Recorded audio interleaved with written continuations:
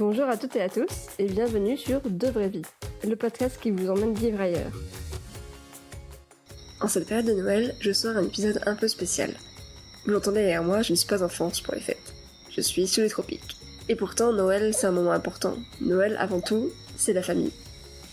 Cet épisode me permet de rendre un petit peu hommage à ma famille, car je suis partie discuter voyage avec quelqu'un que je connais très bien, ma cousine, Colline.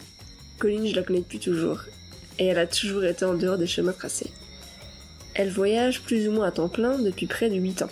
Elle est épatante et toujours positive, et ce n'est pas que moi qui le dis. Avec Colline, on a parlé de comment faire du voyage son activité principale, de comment elle est devenue barista à l'étranger, des rencontres en voyage, de yoga, de bienveillance, de positivité, et de Gunther, son nouvel amoureux. J'espère que vous apprécierez cet épisode, mais je n'en doute pas, car tout le monde aime Coco. Bonne écoute. C'est parti ? C'est parti.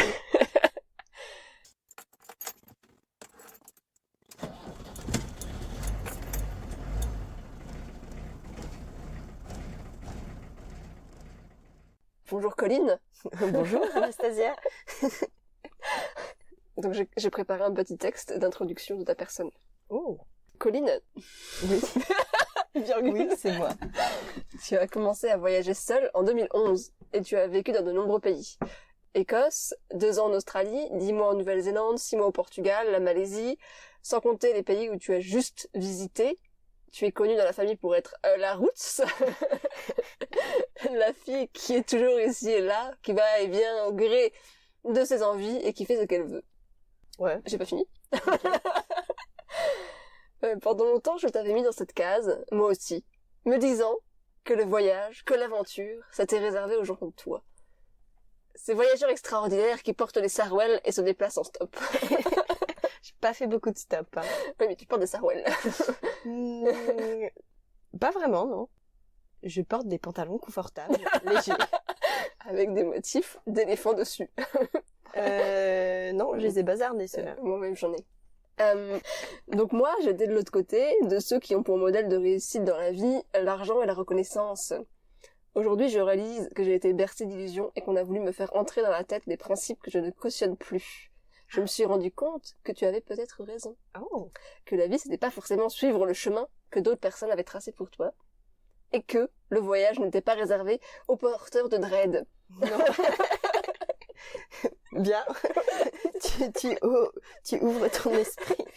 Comme quoi. Comme quoi. Et donc, il y a autant de façons de voyager qu'il y a de voyageurs. Donc ma première question est la suivante. Comment est-ce que tu définis ton style de vie ? Est-ce que tu considères que c'est du voyage ? Alors, bonne question. Mon style de vie, j'avoue que je sais jamais ce que je vais faire au final. C'est vraiment très vague dans ma tête. Je voyage, oui, parce que je prends l'avion, parce que je prends le bus, le train et tout ça, et que je vais dans différents pays. Mais sur la période de temps où je suis dans un pays, c'est très rare au final que je ne travaille pas. D'accord. Par exemple, en Australie, j'y suis restée un petit peu moins de 2 ans, parce que j'ai pas fini mon 2e visa, mais c'était un mois près. Et j'ai eu, sur les 2 ans, j'ai peut-être fait 4 mois de voyage. De non-travail, quoi. De non-travail, ouais. Donc c'est un style de vie quand même qui est particulier. Parce que tu vas dans des pays pour y travailler, pour faire des rencontres, mais en même temps, ouais, est-ce que tu considères ça comme du voyage ? Bah, oui, c'est du voyage. Oui, c'est du voyage. Forcément, je suis pas en France. Mais pour moi, quand je travaille dans un autre pays, un pays non francophone, même si je travaille beaucoup, quand j'étais en Australie, j'avais des semaines à 50, 60 heures. Ah ouais. Quand j'étais au Portugal, des semaines à 80. Ça, c'est illégal, ça, madame. Voilà. On est d'accord, c'est illégal. Mais après, j'avais une semaine de pause au Portugal. Enfin bon. Le fait de ne pas parler la même langue que ta langue natale, même si tu tapes des heures illégales, hein, ça passe mieux parce que tu apprends une autre langue, tu rencontres des personnes que tu pensais pas rencontrer et tu t'apprends une autre langue et une autre culture à travers le travail. et donc ça te permet aussi de mieux t'intégrer dans la communauté où tu es, si tu travailles. Si tu rencontres quelqu'un dans la rue... des locaux aussi. Voilà, quand j'étais en Malaisie, j'ai travaillé dans un café, j'ai travaillé dans une guest house, et quand tu te balades dans la rue, on te voit un peu moins comme une touriste, on te voit comme la nana qui bosse au café ou la nana qui bosse là-bas. T'es un petit peu mieux intégré, et aussi t'as le temps de parler aux gens. C'était ça qui me frustrait dans les autres voyages que j'ai pu faire en voyage touristique, c'est que tu vas dans un endroit, cet endroit, tu t'y sens bien, alors tu te sens pas forcément bien partout, mais quand tu dois partir, bah t'es frustré parce que t'aurais aimé rester encore un peu plus longtemps pour discuter plus de temps avec cette personne, pour passer plus de temps dans cet endroit, et au final tu peux pas parce que t'as ton avion et tu dois rentrer, et c'était juste des vacances. Ouais, puis t'as moins d'opportunités de rencontrer des gens aussi quand t'es dans ton mode voyage, en mode je visite des trucs touristiques et tout. Ouais. Tu as commencé à voyager quand tu étais ado. Raconte-nous ton premier voyage, donc comment ça s'est fait et comment tu as décidé de partir. Donc ça, c'était le Burkina Faso. Exactement. D'accord. Quand j'avais 16 ans et demi. Donc quand tu étais ado. Ouais, bon. Ouais. Fin d'adolescence, quoi. Ouais, bon. C'était... c'est la première fois que j'ai pris l'avion. C'était un samedi matin. Une amie devait venir me chercher pour aller en cours. Et mes parents, au petit-déj, ils discutent, et ma mère demande à mon père « Ah, tu vas à quelle heure ?» Moi, je dis « Ah, tu vas où ?»« Ah, je vais faire des vaccins. » Mais pourquoi? Ah, parce que je pars au Burkina Faso, je crois, c'était la semaine d'après, ou dans 10 jours, quoi. D'accord. J'étais « Ah, ok, vive la communication. » Oui, c'est vrai. Bon, maintenant, on a un petit peu moins de problèmes de communication, vu qu'on a WhatsApp. Donc voilà, on a une conve... la technologie, ça a aidé. Conve call de famille, quoi. Du coup, moi j'étais cool, enfin moi aussi j'aurais bien aimé y aller, merci de me prévenir. Depuis le temps que je vous dis que j'aimerais bien aller en Afrique et tout ça. Donc mon père m'a dit vas-y, viens. Vas-y, viens.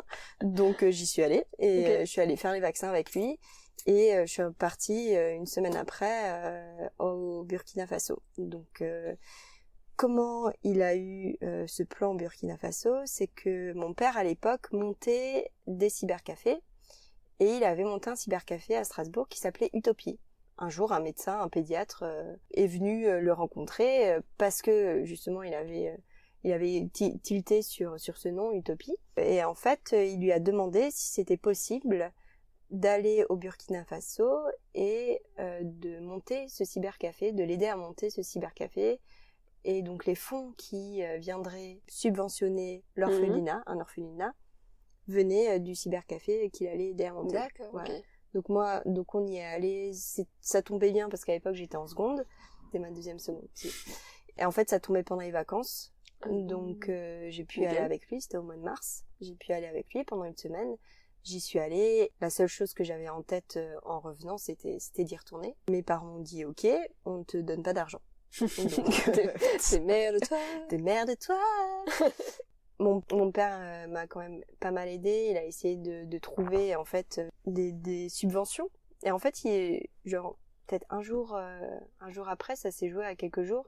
Il a vu dans le journal une annonce Crédit Mutuel qui propose des concours pour subventionner en fait des projets jeunes. Le truc c'était que c'était 3 jours après. Enfin, qu'il fallait rendre le dossier. Qu'il fallait rendre le dossier. Donc jour où j'ai appris qu'il y avait ce truc des subventions, 3 jours après, il fallait rendre un dossier. J'avais jamais fait de dossier de ma vie. J'étais 16 ans. Bonsoir. Comment je fais? J'ai essayé un peu d'arranger ça. Mon père m'a fait un coup de main, ma mère aussi. Je dormais avec un bloc-notes à côté de ma tête, à côté de mon lit. Et ça m'est arrivé de me réveiller en pleine nuit, d'avoir une idée et de la noter. En 3 jours, j'avais plié le truc. Purée. Et ce que j'ai fait, donc j'en ai profité, j'ai utilisé ce support pour le présenter à ma classe, et mon projet c'était de partir 4 semaines et de faire la moitié du temps, on donnerait des cours bénévolement dans ce cybercafé, donc basique, des cours d'informatique. Des cours d'informatique. Okay. Donc comment allumer un ordinateur, faire un truc Word, vraiment très très basique quoi. Okay. à côté de ça, donner un coup de main à l'orphelinat. Et donc, c'était des enfants de 0 à 2 ans. D'accord.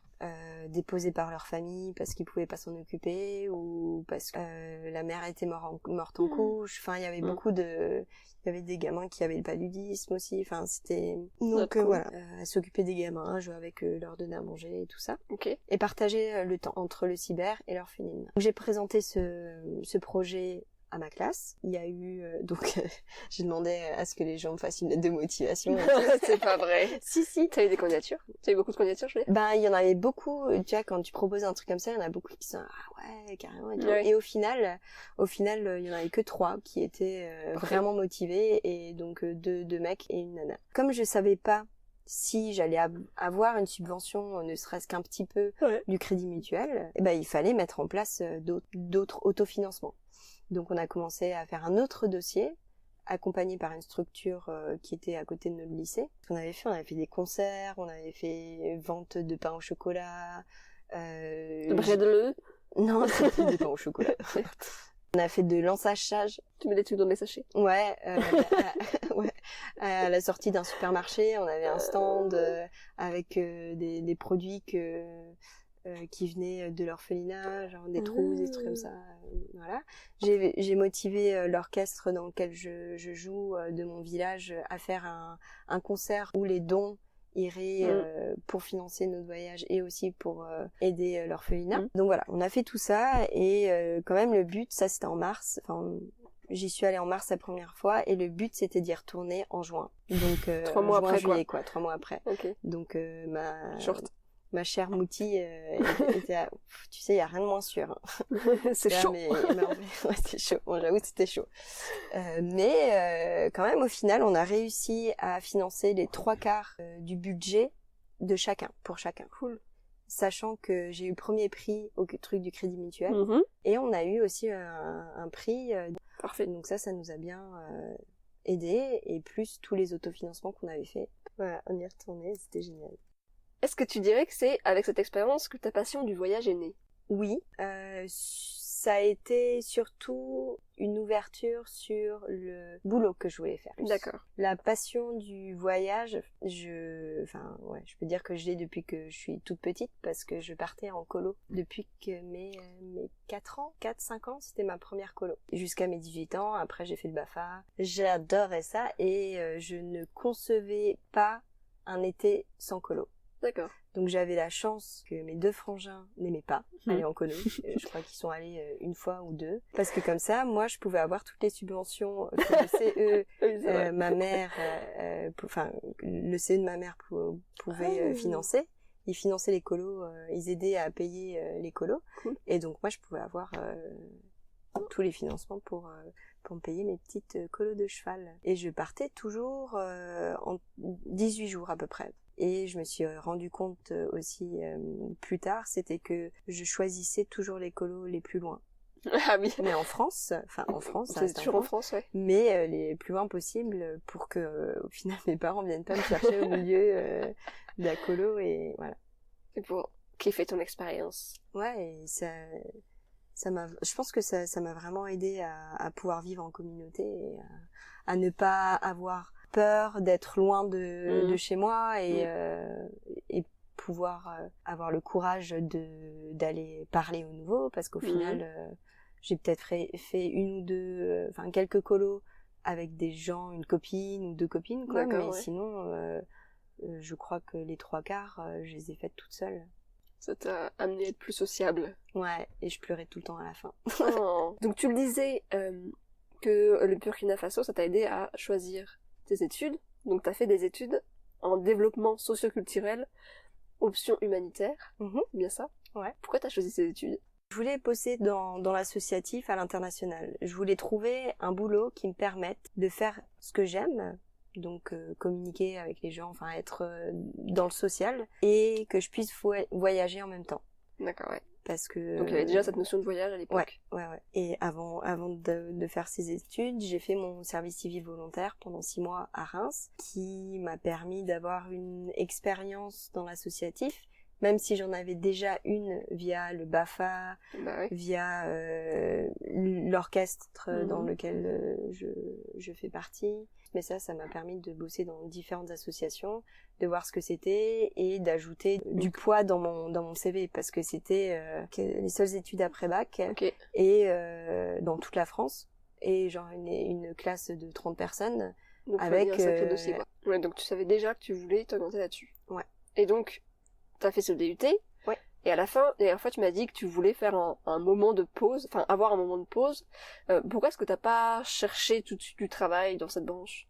Pourquoi est-ce que t'as voulu avoir cette pause? À l'époque, je réfléchissais, j'avais peut-être envie de reprendre des études. Moi, à l'époque, qu'est-ce que je voulais faire? Je voulais faire psychomotricienne. Et en lien avec la médiation animale, tous mes dossiers avaient été faits en lien avec la médiation animale. Ok.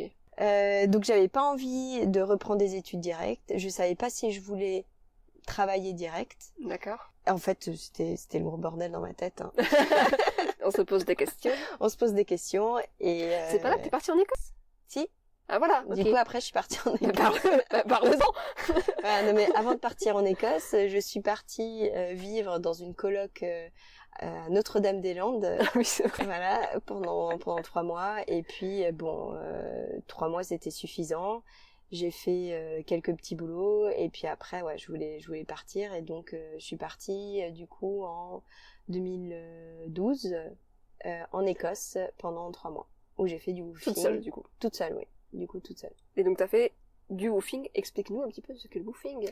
Alors, je ne me souviens plus de ce que cela veut dire. Oui, non, mais pas l'acronyme. Mais en gros, le woofing, c'est tu bosses dans une auberge, dans une ferme, Chez des particuliers chez des aussi. particuliers, ouais. Ou donc tu travailles pour eux et en contrepartie, t'as le gîte et le couvert.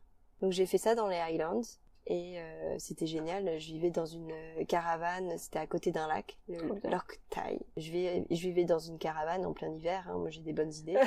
Mais c'était magnifique parce que tous les jours j'ouvrais ma porte de la caravane, bon j'avais le nez gelé mais le lac, donc j'avais pleine vue sur le lac et le lac des fois je le voyais, des fois je le voyais pas, il y avait tellement de pluie ou tellement de neige ou tellement de brouillard, des fois c'était grand soleil et c'était magique, c'était féerique. C'était en Écosse. Où nous sommes actuellement. Et c'est magnifique. Ouais. Est-ce que ce premier voyage, ça a déclenché un truc chez toi? Parce que tu disais que c'était une pause, et puis finalement, c'était il y a 8 ans maintenant? Ouais. Et t'as jamais... Enfin, si t'as repris un petit peu les études, mais t'as vite abandonné? Ça n'allait plus dans mon cheminement, on va dire. Oui, parce que en revenant d'Écosse, j'ai fait quelques petits boulots. En 2011, j'ai repris des études pour faire une licence de socio, 3e année de licence. Ouais. Donc, pourquoi? Parce que tout le monde dit non mais tu trouveras jamais de taf avec un DUT, avec un bac plus 2, c'est pas et il te faut un bac plus 3. Ouais. Je dis bon, ok, je vais faire un bac plus 3. Je voulais rester à Strasbourg parce que ça faisait j'avais fait mes études à Bordeaux et j'avais un peu bougé à gauche à droite, donc pouvoir passer du temps avec ma famille, mes amis. Et j'ai trouvé cette licence, donc 3e année, c'était en alternance et voilà, c'était socio en alternance. Et j'avais trouvé une asso qui faisait des chantiers de solidarité, donc le truc qui me branchait bien, pouvoir travailler avec les ados et monter des projets en France ou à l'étranger. Et voilà, ça c'était un truc qui me plaisait bien et dans lequel je me voyais très bien travailler. Ok. Donc j'avais C'était avant. Ouais, mais ça j'avais une idée très précise du mémoire que je voulais faire. Le problème c'est que la seule association qui proposait ça sur Strasbourg m'a planté une semaine avant que je commence les cours. Donc j'ai dû retrouver un boulot. J'ai trouvé un boulot en tant que pionne dans un lycée. J'ai très vite compris que en fait j'allais pas pouvoir faire le mémoire que je voulais faire. Ouais. Et mes profs me disaient change ton mémoire, et donc ils me proposaient des trucs et tout. Mais J'étais non, en fait c'était pas le but. Ouais. Non, c'était pas le but. Pour moi le but c'était vraiment d'approfondir la thématique des chantiers de solidarité. Pourquoi les jeunes s'engagent comme moi j'ai pu m'engager à 16 ans dans ce genre d'association, voir les différentes raisons. Est-ce qu'il y a un schéma type ou pas? Et c'était vraiment ça qui m'intéressait. J'ai donc décidé d'arrêter. Et j'ai eu mon premier semestre. Bravo. J'ai eu mon premier semestre. Mais t'as bac plus 2,5. Voilà, j'ai bac plus 2,5. Mais j'ai décidé d'arrêter parce que pour moi, ça n'avait plus de sens. Et quand ça n'a plus de sens dans ma tête, je me dis, je vais pas perdre du temps à faire quelque chose pour lequel je ne crois plus ou je ne crois pas ou j'ai. Et quand t'as décidé d'arrêter, quelle a été la réaction de tes parents? Je me souviens plus. D'accord, c'est pas grave. Franchement, je ne me souviens plus, mais je leur ai pas laissé le choix en fait, parce que j'avais déjà toute mon argumentation. Avant de présenter un nouveau voyage ou quelque chose à mes parents, à ma famille, à mes amis, j'ai déjà plus ou moins les raisons de pourquoi je vais faire ça. J'ai un fil rouge. D'accord. Qui peut changer de temps en temps. C'est pas dit que ça reste le même. Mais le temps, à partir du moment où t'es clair avec toi-même des raisons de pourquoi tu vas faire quelque chose, c'est tellement plus facile de l'expliquer aux autres, même si ils comprennent pas, ils comprennent que ça fait sens pour toi. Donc du coup, bon, soit ils acceptent pas.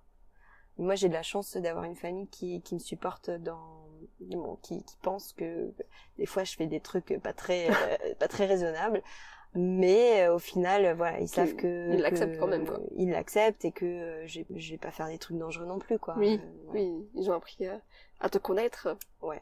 Sur le TT voyage. Surtout, ils ont appris à comprendre que vous n'avez pas le choix. Vous n'avez pas le choix.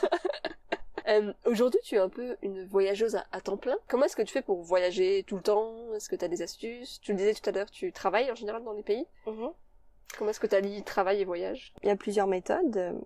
Bon, c'est clair qu'il faut quand même d'abord avoir un petit peu d'argent sur ton compte en banque. Donc travailler avant. Ouais. Travailler avant, avoir un petit peu de thunes de côté parce que tu sais jamais ce qui peut arriver et au moins avoir assez pour te payer un billet d'avion retour. Ouais. Pire. Au pire. J'achète jamais mes billets d'avion retour parce que parce que tu sais pas quand tu reviens. Parce que je sais pas quand je reviens et que j'ai envie de rentrer quand j'ai envie de rentrer et pas parce que j'ai mon billet d'avion qui me dit que je dois rentrer à ce moment-là. Et si ça se trouve, je rentrerai avant ou pas. Le woofing, c'est une bonne manière d'être dans un pays sans dépenser d'argent. Des fois, il y en a qui te rémunèrent. Donc le woofing te permet de voyager sans dépenser. Tu dépenses pour aller à l'endroit, mais une fois que t'es là-bas, t'as le gîte, t'as le couvert, et tu peux te trouver quelques heures dans un café ou un truc comme ça à côté, histoire d'avoir de l'argent de poche. Donc au moins tu gagnes pas d'argent, mais t'en dépenses pas. Ouais. Moi, c'est plutôt cette technique en général que je fais. Tu peux faire aussi aider dans une auberge de jeunesse. Tous les jobs qui te permettent en fait d'offrir tes services en échange du gîte et du couvert. Donc ça peut être à plein d'endroits différents, ça peut être dans des fermes, ça peut être dans des cafés, ça peut être dans des auberges. À toi après d'avoir l'imagination et surtout de mettre en avant tes qualités, ce que tu sais, ce que tu peux faire ou ce que tu as envie d'apprendre. Parce que ça peut aussi te permettre d'avoir un stage, même si c'est pas considéré officiellement comme un stage. Ou de l'expérience. Mais voilà, de l'expérience. Très bien. Does it make sense? Yeah. Notre astuce ou pas? Travailler, ne pas avoir, en général, moi j'aime pas vraiment passer du temps sur l'ordinateur à chercher et tout. Donc en général, j'imprime des CV et je fais du porte-à-porte. Et j'ai trouvé que la restauration, c'est quand même le job qui te permet d'avoir accès à quasiment tous les pays si tu sais plus ou moins parler la langue dans le pays où tu vas. Mais justement, tu as appris le métier de barista en Australie. Comment ça s'est fait alors, cette expérience-là? J'ai commencé à travailler dans un restaurant qui faisait aussi des restaurants et puis des cafés, des trucs comme ça. Donc ils avaient cette grosse machine à café et je les voyais faire le lait, des trucs comme ça, faire la mousse et faire des petits dessins. J'ai trouvé ça classe. Des petites feuilles. Je me suis dit, tu peux m'apprendre? J'aime bien. Donc j'ai commencé un petit peu à comprendre et apprendre comment utiliser une machine à café, comment faire chauffer le lait pour qu'il y ait de la belle mousse, blablabla. Mais j'étais pas barista dans cet endroit parce que bon, quand même mes cafés ils ressemblaient à rien, donc je pouvais pas servir. J'ai travaillé 6 mois et après 6 mois en Australie, il faut que tu changes. Donc je me suis trouvé un autre job où là c'était dans un café et ils faisaient que des take-away. D'accord, ok. Donc je mettais mon capuchon sur le gobelet et si je faisais nimp, personne voyait quoi. Mais après si je faisais un truc joli, voilà, je pouvais dire hey, regarde, j'ai des ta vie c'est cœur. Juste pour toi. Did you see my heart? It's a nice flower, isn't it? Donc voilà, j'ai commencé à me faire la main sur les cafés avec ce coffee shop là et puis après bon coffee shop a fermé du jour au lendemain. J'étais au chômage. Voilà, c'est ça aussi la belle vie des voyageurs, c'est qu'en fait c'est précaire, c'est très très précaire. Donc tu es obligé de savoir rebondir dans n'importe quelle situation. De t'adapter quoi. Tu as travaillé 6 mois au Portugal alors que c'était pas du tout le plan à la base. Non. Est-ce que tu pourrais nous raconter un petit peu qu'est-ce qui s'est passé? Le Portugal, ça s'est passé après mes 2 ans en Australie. Mes 10 mois en Nouvelle-Zélande, où j'avais comme fil rouge barista. J'ai travaillé dans tous ces pays en tant que barista. Malaisie aussi, j'ai travaillé en tant que barista. Après, je suis rentrée. J'ai eu une dure rupture avec mes ex. J'ai mis du temps à savoir en fait où est-ce que j'allais, qu'est-ce que je voulais faire et tout ça. J'avais pensé à l'Écosse parce que l'Écosse c'était mon premier voyage seul. Au final, le seul voyage seul. En Australie, j'étais plus ou moins seule, mais j'étais jamais seule. Je me suis vite fait des amis. Oui, mais voilà, tout ça. Tu pars seule à la base, mais tu rencontres des gens. L'Australie, je suis partie avec une de mes potes. On a découvert un soir qu'on voulait toutes les deux aller en Australie. On s'est dit, bon, pourquoi pas. Allons-y ensemble. Pour moi, c'était le dernier voyage, grand voyage. Parce qu'à l'époque, on avait commencé à reprendre un hôtel avec mon père. Et donc, j'étais censée partir en Australie. J'avais déjà mes billets. Donc, j'ai dit à mon père, écoute, j'avais commencé à travailler avec lui. Ça se passait super bien. Je me voyais totalement revenir, travailler dans cet hôtel et le transformer au fur et à mesure en auberge de jeunesse. Sauf que quand j'étais en Australie, au bout de 6 mois, mon père m'appelle et me dit que en fait le projet d'hôtel c'est fini, c'est mort. Ça tombait bien parce qu'au final c'était exactement la période où j'avais rencontré mon ex. Puis je me sentais bien en Australie, j'avais un super travail, donc ça m'a permis de me dire bon je reste. Il y a 2 ans et demi qui se sont passés et je suis rentrée de l'Écosse. J'avais plein de pistes, coffee shop et tout. Rien de vraiment concret, mais en gros, chacun me disait que mon profil les intéressait beaucoup parce que j'avais un niveau d'anglais que j'avais acquis lors de ces voyages, puis un niveau de barista aussi parce que en Nouvelle-Zélande et en Malaisie, j'étais barista chef. Ou si le chef n'était pas là, c'était moi qui étais derrière la machine à café et qui envoyait la sauce quoi. Et ça, c'est grâce à tes expériences en Australie où t'as testé, quoi. Voilà, où j'ai testé. Et puis, même quand tu vois, ils te demandent si tu sais pas faire, tu tournes le sens dans le truc que tu sais faire plein de trucs et que ça, t'as vraiment envie de l'apprendre, quoi. D'accord, ok. Et donc, la manière dont tu tournes la chose, t'as des lacunes, mais tu veux qu'une chose, c'est apprendre d'autres trucs et... la pluie. Il pleut. Il pleut parce que nous sommes en Écosse. Nous sommes en Écosse. Donc la pluie fait partie. La pluie en fait partie. Et donc le Portugal. Mes copines me disent, ok, avant que tu partes en Écosse, parce que on sait pas combien de temps tu vas y rester, vas-y, on part en vacances 3 jours. Ok. On regarde les billets. Bon, il y avait des allers-retours de Strasbourg-Porto à 60 €. Allez, on y va. Pendant ces 3 jours, je me voyais totalement rester là et travailler. C'est une vie magnifique. Et le dernier soir, on sort avec mes copines, on rentre assez tard et on pouvait pas aller dormir direct, il fallait qu'on boive de l'eau. Donc on est allé à la réception et puis c'était une réception 24 heures sur 24. Donc il y avait un type, Greg, qui était à la réception. On commence à discuter avec lui et moi je lui dis que je suis barista. Et il me dit tu travailles dans un tribunal et tout. Alors, j'étais à quoi? Donc et il me dit là demain matin je vais boire un café, enfin juste après au final je vais boire un café avec un de mes potes qui est ukrainien et qui justement ouvre un coffee shop dans un mois. à Porto. Et je te donne-moi ton adresse mail, et avant de me coucher, je t'envoie mon CV, tu le donnes à ton pote, et Ce à 4h du matin. C'était plus 6. Mais tu vois, j'avais encore Ouais. En fait, faut pas être fermé aux opportunités. Ouais. Et là, pour le coup, j'ai vraiment saisi ma chance, quoi. J'y suis allée au culot et je dis, écoute, franchement, moi, ça me plairait de bosser. Si tu veux, dis-lui que je peux passer à son coffee shop avant d'aller prendre l'avion, s'il est intéressé, quoi. Le lendemain, on va se promener avec mes copines, et puis là, je reçois un appel manqué, et puis il me laisse un message. Bien sûr, mon téléphone ne fonctionnait pas à ce moment-là. Donc en gros, on a couru à l'hostel, on a pris nos affaires et on est allé au coffee shop. Et j'ai rencontré Dan et on a discuté et tout. Donc il avait un très bon anglais puisqu'il est ukrainien.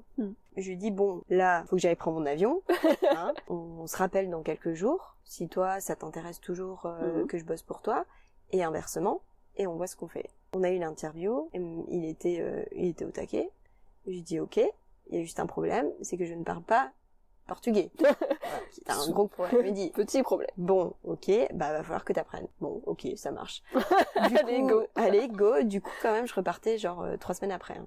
Ah ouais. Donc 3 semaines pour apprendre le portugais. Ouais, je suis allée voir.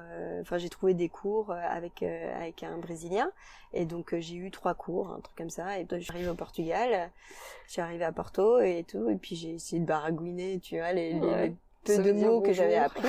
Et là, je me suis rendu compte qu'en fait, on ne comprenait pas. Ils m'ont expliqué que le portugais parlé au Brésil n'est pas vraiment le même que le portugais parlé au Portugal. Et donc là, je me suis dit, ok.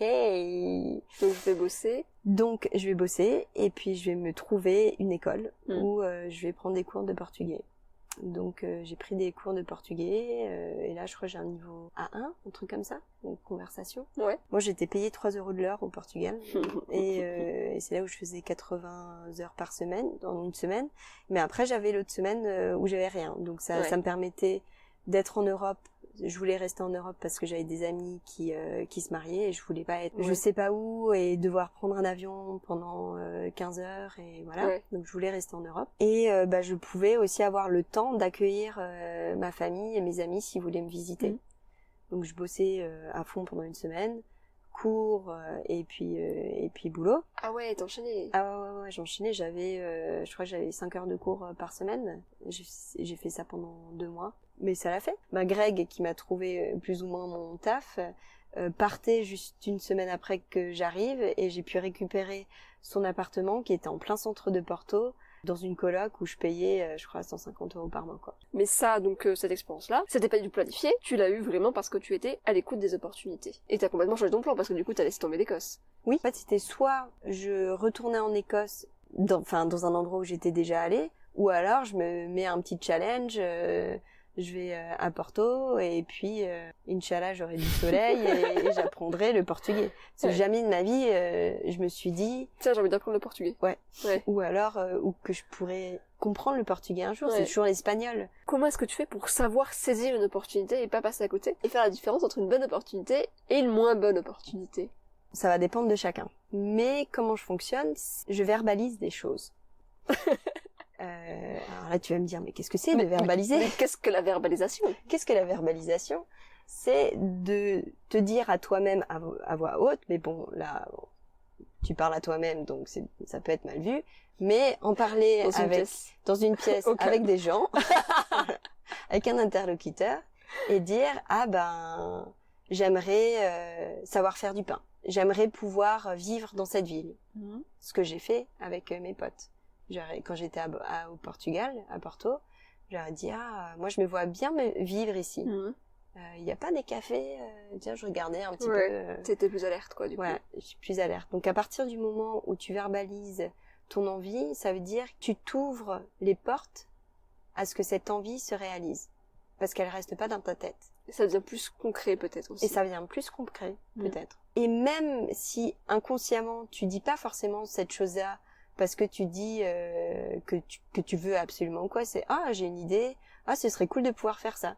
Mais en fait, du coup, tu ouvres tes oreilles et tes yeux à des conversations, à des gens, à plein de choses inconsciemment et qui t'amène au fil du temps et qui te permet de concrétiser cette envie. Je sais pas si c'est très si, c'est clair. Clair, mais moi je vois comme ça. C'est un peu comme si tu l'écrivais ou si tu... Ça reste pas qu'une idée, quoi. Oui, voilà. Ça reste tu la sors de ta tête, ouais, voilà. Tu la verbalises, alors elle est réelle. Bon, c'est pas parce que tu es ma cousine, mais moi, tu es la personne la plus positive que je puisse connaître. Oh, tu es je le prends d'une manière positive. Ça tombe bien, c'est positif. Merci beaucoup. Tu es toujours souriante et de bonne humeur. Donc, j'aimerais savoir quel est ton secret pour rester positive, même quand il se passe un truc vraiment relou. Vraiment pas positif. Mon secret pour être positif, ce n'est pas vraiment un secret, c'est juste que j'ai très vite compris que le stress me fait mal physiquement. Donc c'est pas que ton cœur qui s'emballe et tout, c'est des remontées d'acide, ouais. C'est mon ventre qui me fait mal, c'est vraiment phizique, c'est vraiment physique. Et je me suis dit, je vais arrêter de stresser. Attends, mais j'ai la solution. du coup, qu'est-ce que je peux faire pour éviter au plus un moment de stress? Par exemple, t'es sur l'autoroute, t'as toujours des gens qui te font des queues de poisson ou des bouchons ou des trucs comme ça. Et t'as beaucoup de gens qui s'énervent, mais au final, tu peux rien y faire. Oui, donc à quoi bon stresser? Donc si tu stresses pas et si tu prends cette situation comme ça va me donner le temps d'écouter un podcast, écouter une musique que t'as pas écoutée depuis longtemps, de réfléchir à des choses que t'as pas le temps de réfléchir parce que t'es toujours pris dans quelque chose. Donc tourner la situation, même si c'est une situation qui te fait chier, la tourner de manière à ce que tu puisses en prendre du positif. Est-ce que t'as déjà eu une situation de voyage où il t'est arrivé un truc pas cool, et comment est-ce que t'as réussi à retourner?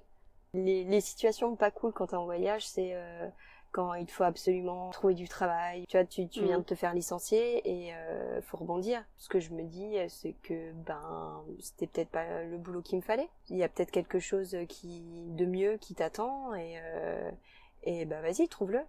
Et puis c'est en général à ce moment-là que tu vas discuter avec une personne et qui va te dire on a une place, on a une opportunité dans un café, dans un resto ou quoi.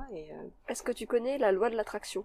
Alors est-ce que ce serait envoyer du positif pour recevoir du positif? En gros, ouais. C'est on attire ce qui nous arrive, se dire qu'on est 100% responsable de sa vie et que donc tout ce qui est vécu, c'est toi qui le décide en gros, que t'attires le bon, le mal, et c'est à travers tes pensées, qu'elles soient négatives ou positives, que t'attires ça. J'essaye vraiment de fonctionner de cette manière. Parce que déjà, être négatif, ça te bouffe de l'énergie. Beaucoup plus d'énergie que d'être positif. Surtout que moi, je suis quand même une personne très lente. Mais non, vous pouvez l'entendre à travers la manière dont je m'exprime. Ça va encore. Là, ouais, ça va, mais parce que je fais vraiment des efforts tous les jours pour essayer que dans ma tête, ce soit moins le bordel. Mais c'est pas facile. Mais c'est un exercice aussi pour moi de pouvoir mettre mon sac de nœuds sur la table et essayer de le... Même mes parents, ils m'ont raconté récemment quand je rentrais de l'école quand j'étais petite, ils savaient qu'à partir du moment où ils me demandaient Colline, comment ta journée s'est passée, il fallait être patient. Ça restait en mode ok, tout le monde se tait, allez, sors tout ce que t'as, concentre-toi, on va essayer d'en faire une histoire cohérente. Parce que quand je raconte une histoire, pour moi, la manière dont j'ai vécu le moment est dans les détails. Donc si je ne raconte pas ces détails, pour moi je raconte pas la vraie histoire. D'accord, ok. C'est pour ça que certaines parties sont longues. Exactement. Par rapport à ça, tout ce qui est positivité et tout, en avril dernier, tu as décidé de partir un mois en Thaïlande pour faire donc yoga teacher. Quand est-ce que tu as découvert le yoga? Pourquoi tu as voulu devenir prof? Aussi, qu'est-ce que ça t'a appris dans la vie? Je finissais de travailler au Luxembourg l'année dernière. Et j'avais commencé à travailler avec mon père. À l'époque, j'avais plus ou moins un copain et on s'était dit en fait on allait se retrouver février et mars, on se retrouvait en Asie. Lui, il faisait son année en Australie, il faisait des fermes et au fur et à mesure en fait, il s'est rendu compte que il allait passer plus de temps en Australie parce qu'il devait finir ses fermes. Et donc moi, j'avais ce laps de temps qu'il fallait que je comble. Donc je savais que j'allais probablement retourner en Malaisie. Laurie, ma pote belge, que j'avais rencontrée l'année d'avant en Malaisie, avec qui on était toujours en contact, qui m'avait dit un jour, j'aimerais bien faire truc de yoga. Moi, j'avais commencé depuis que j'étais revenue de Malaisie à faire un peu de yoga avec ma mère parce que c'était quelque chose qu'on pouvait faire toutes les deux et passer un moment ensemble et puis voilà. Et puis c'était cool. Donc voilà, j'ai commencé comme ça à faire du yoga. Et donc on s'est rappelé avec Laurie, elle m'a expliqué et tout, et puis je regarde sur internet, et là je me disais j'ai pas forcément envie d'être prof de yoga, au moins j'aurais quelque chose en plus dans mon CV, et puis je vais découvrir ce que c'est.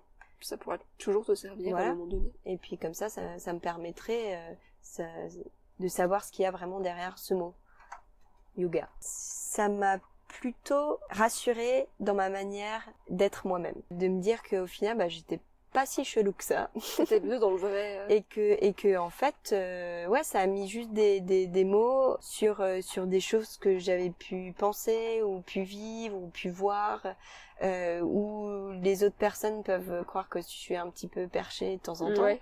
Et au final non, c'est vrai que la manière de vivre, yogi, donc pas forcément tout, j'adhère pas forcément à tout et je ne pratique pas forcément la totalité du yoga parce que t'as pas mal de piliers, t'as la pratique de yoga, mais il y a aussi la méditation, il y a la manière de respirer, il y a plein de choses. Ça m'a permis d'approfondir certains sujets avec des personnes qui étaient ouvertes à ces discussions-là. Ouais.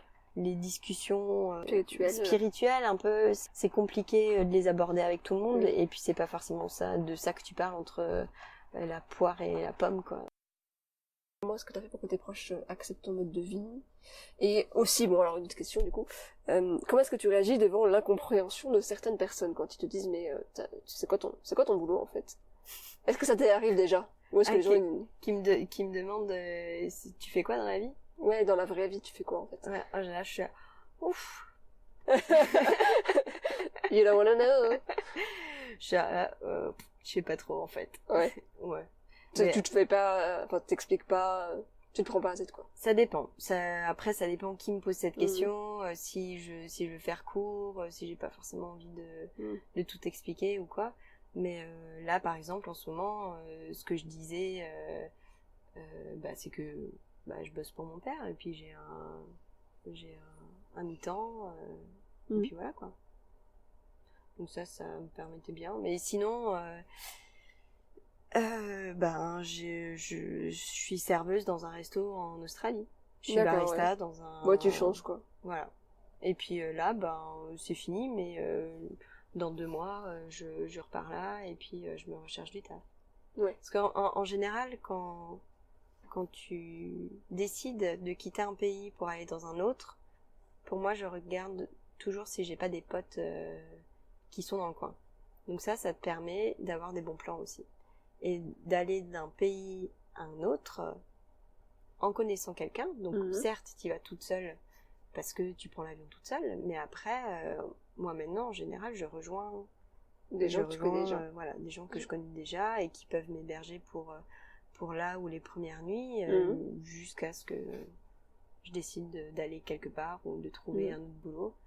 Mais en général, je vais d'un endroit à un autre à condition qu'il y ait du boulot. J'y vais pas. Tu choisis pas parce que t'aimerais bien aller. Enfin, si, quand même un petit peu. Si, mais dans ce cas-là, je fais en sorte de me trouver un job. D'accord. Ou avoir beaucoup de pistes avant d'y aller. C'est une excuse un peu. Voilà, une excuse, l'excuse pour pouvoir me dire ok, maintenant j'y vais. Et après, des fois ça fonctionne pas quand y es. Il faut que tu trouves un boulot. Oui. Mais au moins t'y es. Et du coup t'as pas le choix. Et de te mettre dans une situation où t'as pas le choix pour justement te bouger les fesses et trouver des solutions. C'est pour ça aussi que je voyage. Pour me prouver à moi-même que je peux surmonter les inconnus et toutes les merdes qui peuvent m'arriver pendant que je voyage. Comment réparer Gunther. Gunther, c'est mon camping-car. Et du coup, tu disais justement que tes voyages, ça t'a permis de connaître plein de gens, et donc parlons un petit peu de tes relations, parce que tu as des amis partout dans le monde. Alors, la question c'est comment est-ce que tu fais pour rencontrer autant de gens, et surtout, garder des bonnes relations avec elles. Parce que souvent, tu voyages, tu rencontres des gens, tu vas partager un moment ensemble, mais t'as pas forcément derrière, tu vas pas forcément garder contact, quoi. Oui, moi, après, j'ai pas gardé contact avec toutes les personnes que j'ai rencontrées pendant mes voyages. Mais c'est vrai que dans chaque pays, il y a eu une rencontre plus forte que les autres. En Australie, du coup, ça a été ma pote coréenne Mi-Hyun, que tu as d'ailleurs rencontrée à Noël. qui était venue à Noël. Et que je suis allée voir quelques années plus tard en Corée, dans sa famille. Dans chaque pays, il y a une rencontre un petit peu plus forte qui est souvent la rencontre qui va t'amener à aller quelque part. À aller dans un pays ou à aller faire justement Laurie, ma pote belge que j'avais rencontrée en Malaisie. C'est parce que j'ai gardé contact avec elle. Et comment tu gardes contact alors? J'envoie des messages de temps en temps. C'est une question con, hein, mais... Ou alors j'envoie une photo une tente bizarre. Et puis il se marre, et puis qu'est-ce que tu fais voilà. Une fois de temps en temps. T'es pas obligé d'avoir contact toutes les semaines. Après, t'as des personnes avec qui forcément tu gardes contact un peu plus longtemps, mais t'en as une fois par mois, une fois tous les 2 mois. Mais tu sais... Même si t'as 6 mois qui se sont passés entre les deux, ça te fera toujours plaisir d'avoir des nouvelles une fois de temps en temps. Et de ne pas avoir peur d'envoyer un message à quelqu'un juste parce que tu penses à lui ou à elle. Genre, aujourd'hui, t'as entendu une musique et puis ça t'a fait penser à un moment que t'as partagé avec cette personne. Et même si ça fait 6 mois que tu lui as pas envoyé un message... tu peux lui envoyer un message. Parce que l'autre personne, si c'était aussi un bon moment pour elle, ça va lui faire plaisir de se remémorer ce moment. Et donc, voilà, tu gardes contact avec les personnes au fur et à mesure. Et concernant, du coup, on a un peu parlé tout à l'heure, un sujet qui inquiète beaucoup de personnes qui voyagent, j'imagine, les relations amoureuses et le voyage. Tu disais que t'as eu quelques fails. Comment est-ce que tu fais? T'as pas la solution en fait. Mais... Non, j'ai pas la solution parce que sinon je ne serais pas célibataire. N'est-ce pas? Pour garder, c'est ça, comment est-ce qu'on fait pour garder une relation amoureuse quand on est en permanence en train de bouger? Les relations amoureuses en voyage, c'est génial parce que ça fait partie du voyage aussi. Et tu passes des super moments avec la personne avec qui t'es. C'est encore plus fort parce que tu sais pas en fait si à un moment donné l'un ou l'autre veut aller quelque part ou t'as pas un avenir non c'est incertain et donc c'est comme toutes les relations dans le voyage. Tu peux avoir des relations amoureuses avec des hommes ou des femmes mais en tant que partenaire de vie, mais tu peux aussi avoir des relations amoureuses avec des amis et ça elles sont encore plus belles ces histoires. Donc oui, de toute façon l'amour est présent. J'ai envie de dire. Everywhere. Après, c'est vrai que quand des relations amoureuses en tant que partenaire de vie, on va dire, c'est vrai qu'à un moment donné, relations à distance, c'est très compliqué. Oui. TMTC. C'est très compliqué. Je témoignerai dans un prochain épisode. Ouais. C'est très compliqué et voilà. Bon après, soit t'es prêt à ça, soit tu l'es pas. Bon. Et les échecs que tu vas endurer lors de ruptures, surtout si elles arrivent pendant un voyage et si t'es seule et pas entourée de tes proches qui sont en France, là c'est encore plus dur. Et c'est là en fait que t'as pas le choix et soit comment tu gères alors? Soit ton envie de rester dans ce pays est plus forte que tout et t'as des potes de substitut. il y a des pétards. Ouais. C'est pas grave. Soit ton envie de rester dans ce pays est plus forte que tout et t'y restes et tu te bouges les fesses et tu te bats. soit tu rentres en France, et c'est pas forcément un échec non plus, Oui. loin de là. T'as su faire le choix qu'il fallait. Mais t'as su faire le choix Ouais. de rentrer en France, surtout pas le voir comme un échec, mais plutôt dans le sens où t'es entouré des personnes avec qui t'as envie d'être, avec qui... En ce moment-là, quoi. En ce moment-là, et qui t'as besoin, et c'est eux qui te permettront de t'aider à passer à autre chose. On va parler de ton nouvel amoureux, Gunther. Gunther, oui. Donc parle-nous de Gunther. Qui est Gunther? Alors Gunther est allemand. Gunther est allemand, comme son nom l'indique. Comme son nom l'indique, Gunther est allemand, il est de 85. Ouais. Donc il est plus vieux que moi, de 3 ans. Et Gunther a surtout 4 roues, une douche, un salon, une chambre, une cuisine et un volant. Où nous sommes présentement. Où nous sommes présentement. Nous sommes actuellement dans la partie salon de Gunther. Oui, avec ces petits rideaux alsaciens au cœur. Avec des petits cœurs. Donc Gunther est mon camping-car voilà. de 85, un peu vintage. Pareil, c'était un petit peu en Paris. Hein, quand j'ai rencontré Gunther, on s'est rencontrés sur Le Bon Coin. Et il était vraiment pas cher et je me suis dit allez, je vais le visiter, et il y avait quand même pas mal de choses à faire dessus, et parce que je l'ai acheté sans contrôle technique, et j'ai dû attendre 2 mois pour savoir si Gunther pouvait rouler. Et j'ai serré les fesses. Je savais déjà plus ou moins où est-ce que je voulais aller, mais je ne voulais pas commencer à faire des recherches. D'accord. Plus ou moins à designer le chemin pour aller là où je voulais aller, et parce que je voulais pas commencer à me projeter dans Gunther s'il pouvait pas rouler.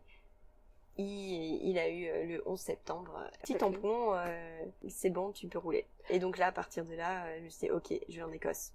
Je passe par la Belgique, par la Hollande, je prends le bateau. Et du coup, voilà, donc tu as ce projet avec Gunther, qui est donc de traverser un petit peu le nord de l'Europe jusqu'à l'Écosse, où nous sommes actuellement, je vous rappelle.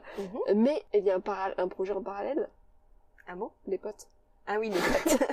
Oui, le projet en parallèle, quand même, est de pouvoir aller voir des potes que j'ai rencontrés lors de mes voyages, et que j'ai pas forcément eu l'occasion de revoir depuis un certain temps. Donc comme ça, je suis passée par la Belgique, où je suis allée voir Laurie, donc ma pote belge que j'ai rencontrée en Malaisie, Milena, une autre pote belge qui a fait le teaching yoga avec nous aussi, et Jiwa aussi, une de mes potes hollandaises que j'ai rencontrée il y a 5 ans, ma première année en Australie, avec qui on s'envoie de temps en temps des messages, mais pas tout le temps. Mais t'as pu voir, c'était génial de la revoir, et ça faisait comme si on s'était vu la veille, plus ou moins, quoi. Parce que c'est une des personnes avec qui on a vraiment accroché. On est allé, on a passé quelques jours en Zélande, donc une partie de la Hollande, où c'était magnifique, dans cette maison de famille où on a rejoint ma pote Denise, que j'ai rencontrée aussi lors de ce yoga qui nous a hébergés, qui m'avait déjà hébergé en début d'année quand j'étais allée faire la conférence des Tiny House à Amsterdam, qui m'avait aussi hébergé à ce moment-là, et avec qui on a passé un super moment. Donc voilà. Et là maintenant on est dans Gunther avec ma pote Sarah, anglaise, que j'ai rencontrée en Malaisie aussi, qui elle a pour le coup 51 ans. Comme quoi, on se fait des amis de tout âge quand on voyage. Et du coup, pourquoi est-ce que t'as choisi d'investir dans un camping-car et pas dans un appartement, par exemple? Parce que déjà, ça coûte moins cher qu'un appart. Deuxième chose, c'est que je préfère... Ça a 4 roues, donc je peux me déplacer avec et ma maison et ma voiture pour aller d'un endroit à un autre, pour aller d'un travail à un autre, d'un pays à un autre, d'un ami à un autre. Et c'est surtout, je ne veux pas faire d'emprunt. Ou si un jour, les emprunts, ça me fait peur. Pourquoi ? Parce que tu sais même pas si t'as encore 1 an à vivre. Pourquoi faire un emprunt sur 30 ans alors que tu sais même pas si tu vas les faire ces 30 ans. Si un jour je fais un prêt, je préfère faire un prêt sur un terrain où je pourrais poser mon camping-car ou ma tiny house, plutôt que d'investir dans une maison pour laquelle au final tu vas devoir te trouver un travail. Si t'as la chance, un travail que t'aimes, mais sinon un travail alimentaire, juste pour payer ta maison, pour payer tes charges, pour payer tout ce que t'as à payer, et au final te retrouver avec un tout petit peu d'argent pour ne même pas pouvoir faire ce que t'aimes faire. Donc voilà. Attendre le week-end. Ou attendre le vacances. week-end. Après, ça me dérange pas de beaucoup travailler. Tant que c'est un métier que j'aime. C'est pour ça que je peux aussi quitter un restaurant parce que le managing ne me plaît pas et que j'y apprends rien, j'y apprends même pas un savoir-vivre parce qu'il n'y en a pas. Ça te permet aussi de pouvoir être libre, de te dire j'ai le droit de quitter ce travail parce qu'il ne me plaît pas et que je vais en trouver un autre. Parce que j'ai un appartement qui ne me coûte pas cher et qui me permet de vivre simplement, de pas avoir trop de choses non plus. Même s'il y a quand même pas mal de place dans Gunter. Il y a beaucoup de place dans Gunter, effectivement. Mais oui, de vivre léger et on est libre de choisir si on veut un enfant ou pas. Oui. On est libre de choisir un travail, si on a les capacités à assumer ce travail. Oui. Après, comme tu disais, il faut aussi se donner les opportunités. Si t'as envie de faire quelque chose, c'est vrai, oui. Si t'as envie de faire un truc, mais en fait c'est vrai, quand tu réfléchis, parfois tu te mets des barrières tout seul. Alors que si après tout n'est pas faisable, hein, si tu veux devenir astronaute, je ne sais pas, oui effectivement, va falloir. Mais une phrase qu'on nous a dit pendant ce truc de yoga, c'était fake it until you make it. Ah ouais, je la connais bien celle-là. Donc je la fais souvent, je l'applique souvent. Mais c'est une phrrise de start-upper ça. Ah ok, ouais. Je savais pas. Je suis peut-être une start-up. Je suis une start-up à moi-même. Je suis peut-être une start-up à moi-même. Ok, alors 2 dernières questions pour finir. Comment est-ce que tu te vois dans 10 ans? Est-ce que tu te projettes déjà? Non. Non, là je suis en école, je sais même pas si je rentre pour Noël. Donc non, je t'avoue que dans 10 ans, je sais pas, ce que j'aimerais bien quand même, c'est trouver oui, parce qu'avec Gunter, avec le voyage, tu peux trouver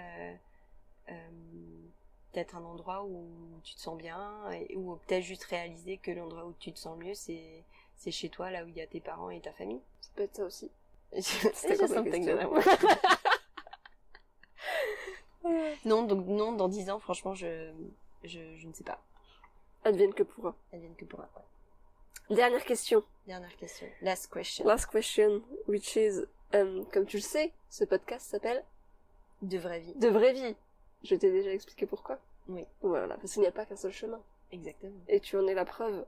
Et donc, j'aimerais savoir, pour toi, c'est quoi la vraie vie? Ce serait faire ce que t'as envie de faire. Avoir le courage de mettre de côté les choses qui t'empêchent de faire ce que t'as envie de faire. Les peurs. Ouais. Et la peur est une grosse part. En général, quand tu commences un projet, c'est le premier pas qui est le plus difficile. Si tu as peur de voyager ou quoi, d'acheter le billet d'avion, c'est ça en fait qui va te dire j'y vais quoi. Et après c'est le premier pas dans l'engrenage, mais après t'as le deuxième, t'as le troisième qui viennent. Et c'est clair que des fois c'est pas facile hein, de faire ce que t'as envie de faire et de faire les choses qui te rendent heureuse, mais c'est possible. C'est possible, il faut juste être positif, y croire et t'envoyer des bonnes sondes. La positivité. Ouais, la positivité. Oui. Je couperai pas ça. Tu couperas. Non, si tu couperas. Non, c'est mort.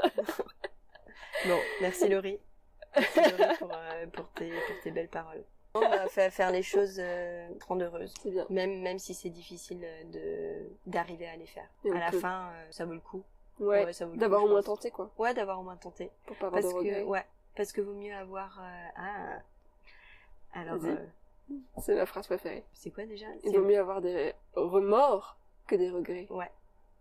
Il vaut mieux faire un truc. Bon, ça dépend dans quelle situation. Ouais, ça dépend quelle situation. Mais on est d'accord que... C'est au moins dire, j'ai essayé. S'il y a un échec, au moins t'as tenté. C'est quoi un échec déjà? Ça t'a forcément appris un truc. Ouais. Et tu te relèves, tu rebondis. Et voilà. Et le prochain coup, tu sauras. Et aussi, merci Into the Wild, le bonheur ne vaut d'être vécu que s'il est partagé. Oh. Ouais. Beau. Sur ces belles paroles. Merci beaucoup, Colline. Merci, Natnasta. La positive attitude.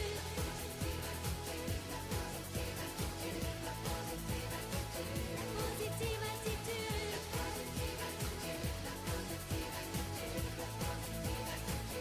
La tête haute.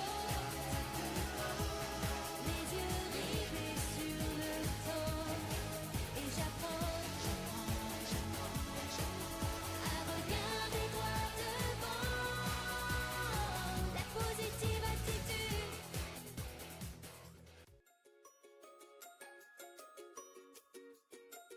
Merci d'avoir écouté cet épisode de Vraie Vie. Si vous appréciez ce podcast, n'hésitez pas à me laisser quelques étoiles sur iTunes. Vous pouvez également me suivre sur les réseaux, Instagram, Twitter ou Facebook, @devraivie. À bientôt!